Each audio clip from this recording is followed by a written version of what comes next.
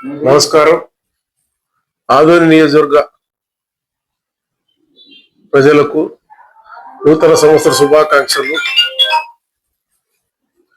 మరియు మీనాక్షి నాయుడు తరఫున, తెలుగుదేశం పార్టీ నాయకుల తరఫున, మా ముఖ్యమంత్రి గారి తరఫున నియోజకవర్గంలో ప్రతి ఒక్కరికి నూతన సంవత్సర శుభాకాంక్షలు తెలియజేస్తూ, నియోజకవర్గంలోని తెలుగుదేశం పార్టీ నాయకులు కానీ, మమ్మల్ని అభిమానించే ఇతర పార్టీ నాయకులకు కానీ, ప్రజలకు కానీ రేపు నూతన సంవత్సర వేడుకల్లో మేము కానీ, అన్నగారైన మీనాక్షి అన్నగారైన ఊర్లో ఉండడం లేదు.